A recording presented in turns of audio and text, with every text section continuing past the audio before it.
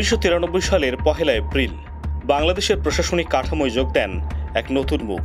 নাম ডক্টর আব্দুল মান্নান, যিনি ছিলেন বিসিএস প্রশাসন ক্যাডারের 11তম ব্যাচের একজন কর্মকর্তা।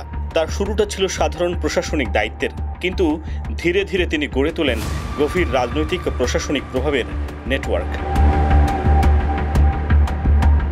1995 থেকে 2001 পর্যন্ত মাদারীপুর জেলায় এসিলেন্ট ও ইউনো হিসেবে দায়িত্ব পালনকালে তিনি আওয়ামী লীগের শীর্ষ নেতা নূরে আলম চৌধুরী, শাহজাহান খান, আবুল হোসাইনের সাথে সখ্যতা গড়ে তোলেন। 2007 থেকে 2008 পর্যন্ত গোপালগঞ্জ সদর উপজেলায় দায়িত্ব পালনকালে আওয়ামী লীগের শীর্ষ নেতৃত্বের সঙ্গে তার সম্পর্ক আরও গভীর হয়। সে সময় থেকেই তিনি রাজনৈতিক ও প্রশাসনিক নেটওয়ার্কের সঙ্গে সম্পৃক্ত ছিলেন। সে সময় প্রয়াত জনপ্রশাসন মন্ত্রী সৈয়দ আশরাফের একান্ত সচিব এবং ব্যাচমেট AFM হায়াতুল্লাহ এর সঙ্গে তার অন্তরঙ্গ সম্পর্ক এবং যুব ও ক্রীড়া সচিব মেজবা উদ্দিনের সঙ্গে বন্ধুত্ব, এই সব মিলিয়ে তার রাজনৈতিক ও প্রশাসনিক প্রভাব দিন দিন বেড়েছে। 2009 সালে ডিজিটাল বাংলাদেশ বাস্তবায়নের দায়িত্বপ্রাপ্ত এই কর্মকর্তা কুমিল্লার অতিরিক্ত জেলা প্রশাসক হিসেবে পাইলট প্রকল্পের নেতৃত্ব পান। কুমিল্লা জেলা, দেবিদ্বার উপজেলা ও সুবিল ইউনিয়নে ওয়েবসাইট তৈরি ও পরিচালনা সবকিছুই ছিল তার তত্ত্বাবধানে। পরবর্তীতে প্রধানমন্ত্রীর কার্যালয়ের অধীনে অ্যাক্সেস টু ইনফরমেশন A2I প্রকল্পে লিয়েনে পরামর্শক হিসেবে যোগদান করেন, যা তাকে অত্যন্ত প্রভাবশালী কর্মকর্তায় পরিণত করে, যা ছিল একটি লুটপাটের প্রকল্প। A2I প্রকল্পের সবচেয়ে প্রভাবশালী সজীব ওয়াজেদ জয়ের বন্ধু, পলিসি অ্যাডভাইজার পলাতক আনির চৌধুরীর ঘনিষ্ঠ ব্যক্তিতে পরিণত হন ডক্টর মান্নান। জুলাই আন্দোলনে ইন্টারনেট বন্ধের কারিগর পলকের সাথেও ছিল তার ঘনিষ্ঠ সম্পর্ক। 2009 থেকে 2021 পর্যন্ত A2I প্রকল্পে যত গুরুত্বপূর্ণ উদ্যোগ গ্রহণ করা হয়েছে তার সবকিছুরই মূল পরিকল্পনাকারী বা অন্যতম সহযোগী ছিলেন ডক্টর আব্দুল মান্নান।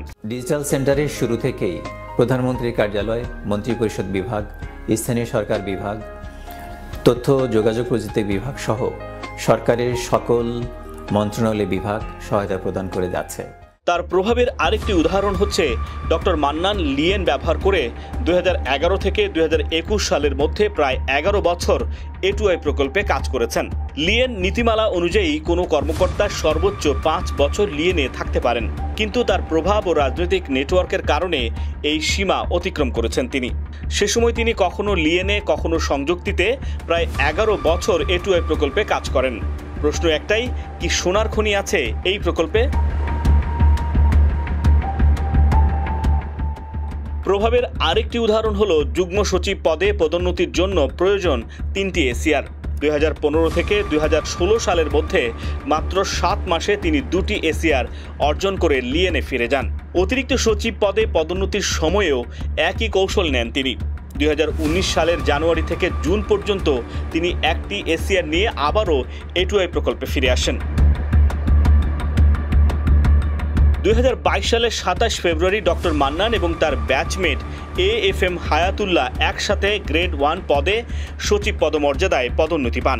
এরপরে তিনি PRL-এ যাওয়ার পর জনপ্রশাসন মন্ত্রণালয়ের অধীনে জেমস প্রকল্পের টিম লিডার হিসেবে দায়িত্ব নেন। GEMS হল সরকারি কর্মচারী ব্যবস্থাপনা সিস্টেম, যেখানে দেশের 15 লক্ষ সরকারি কর্মকর্তার জীবন বৃত্তান্তের তথ্য রয়েছে। সাম্প্রতিক সময়ে তিনি লিপিকা ভদ্র এবং অন্যান্য আওয়ামীপন্থী কর্মকর্তাদের নিয়ে প্রধান উপদেষ্টার কার্যালয়ে তদবির করেছেন, যা অত্যন্ত উদ্বেগের ও শঙ্কার। তার প্রশাসনিক প্রভাব এতটাই বিস্তৃত যে অবিলম্বে পদক্ষেপ গ্রহণ না করলে ব্যাপক ঝুঁকি তৈরি হওয়ার সম্ভাবনা রয়েছে।